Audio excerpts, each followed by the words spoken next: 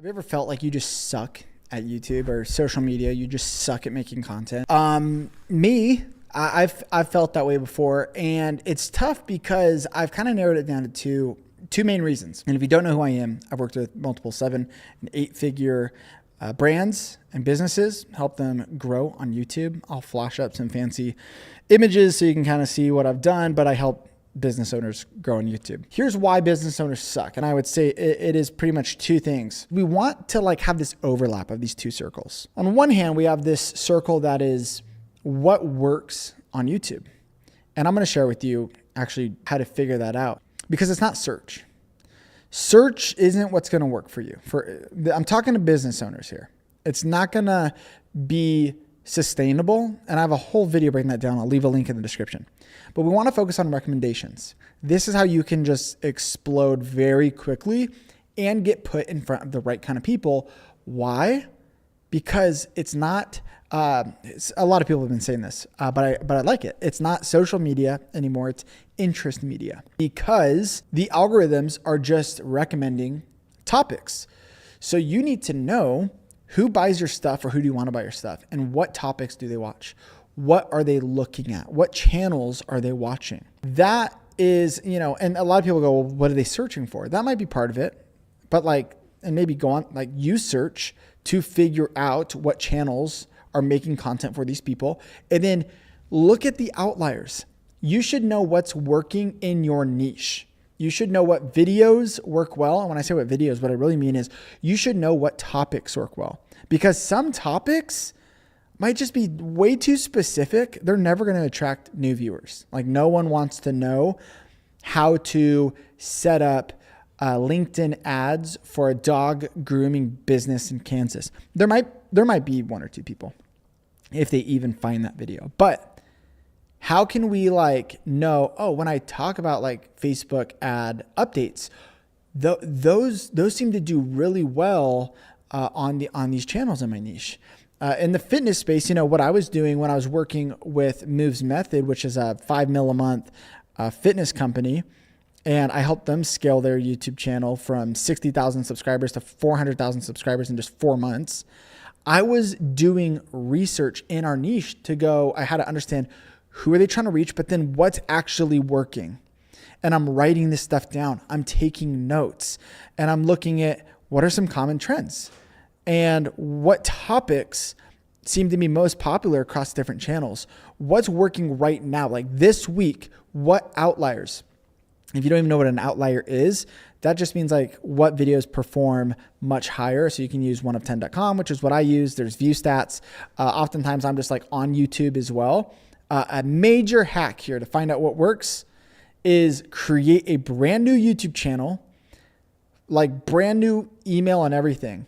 You could do this with an incognito window, because if you create a new channel and you just watch videos in that niche, your algorithm is going to be that niche. So a lot of people, a lot of the business owners I work with, their algorithms don't actually reflect their audience because they watch different stuff. We want you to figure out what's the topic you want to own, what do you want to be known for, and then create a new channel. Just watch some videos in that niche, and then your algorithm is going to give you amazing video ideas. You're going to see channels that are working, videos that are working. You're going to see brand new videos that are popping off. And that is a huge hack, because sometimes you're on 1 of 10 and you don't know what to look for. You don't know what to search for. Just start there. It's free even. You could just do that.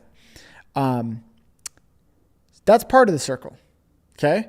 And the thing though, is if you just focus on what works, you might just burn out.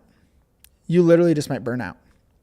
And I was talking with, Cole Gordon, been helping him with his YouTube channel, and we've just been experimenting with stuff. And I think that's okay, to just try things. And we were trying this new format, talking to a very wide audience, and it's very heavily scripted and edited and all this. And he didn't enjoy it as much. We record some podcast episodes, and he just loved them. So we have to consider not just what's working, but we have to consider the other part of the circle, which is what's sustainable. What do you like making? So one half of the circle, you're thinking about what does the viewer want? The other half of the circle, you're thinking, what do I want?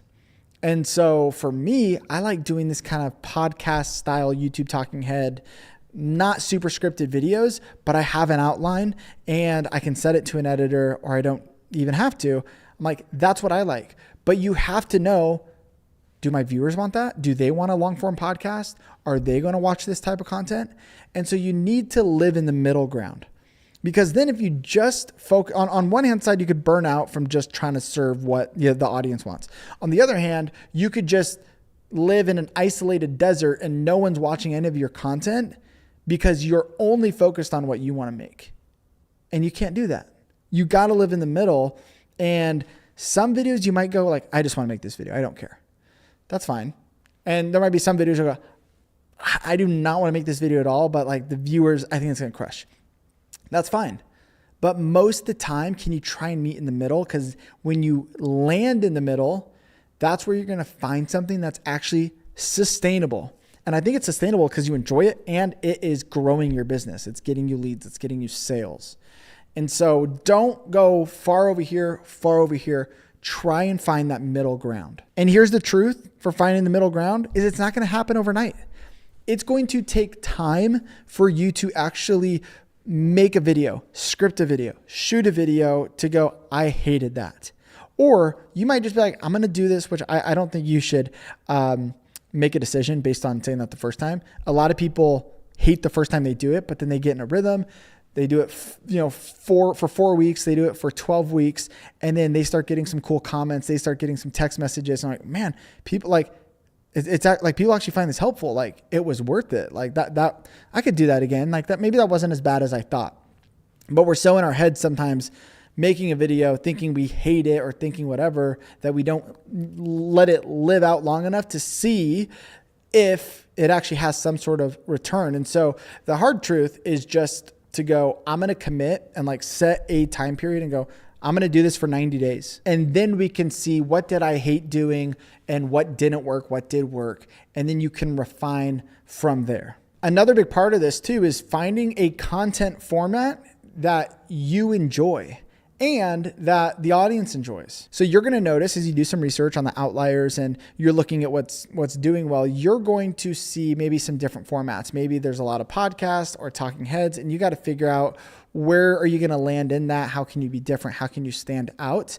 Are you going to enjoy doing? And so I have a whole video breaking down all the different types of content formats and ranking them, showing you each of them as far as like what ones are the easiest, but also which ones are the most effective for growing your business on YouTube. So you can click on the screen, check that out. I'll see you over there.